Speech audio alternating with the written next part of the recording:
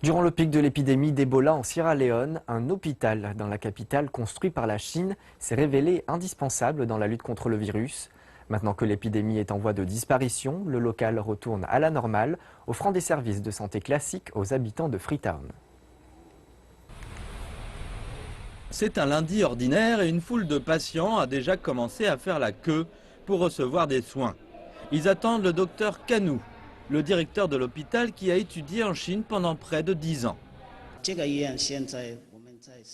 Cet hôpital est le meilleur de Sierra Leone parce que les gens savent qu'une équipe chinoise y travaille et nous avons différents équipements comme des scanners, des rayons X, des machines à ultrasons et un laboratoire dans lequel nous conduisons de nombreuses expériences. Cet hôpital reçoit entre 50 et 80 patients par jour. En raison du manque de médecins locaux, des membres de l'équipe chinoise constituent toujours le gros du personnel de l'hôpital.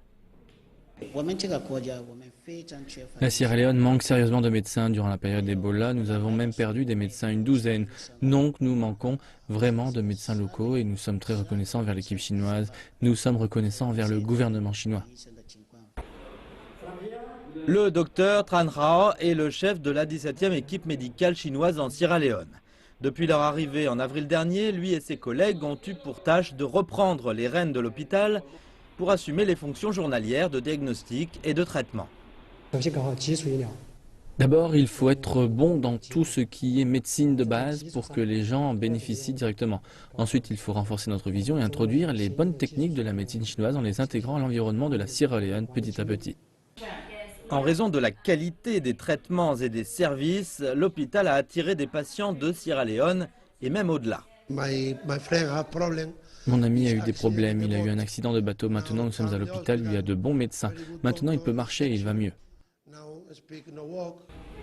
La Chine a décidé récemment d'augmenter son personnel dans chaque équipe médicale, les faisant passer de 10 à 20 à partir de cette année. La dernière équipe est arrivée en février.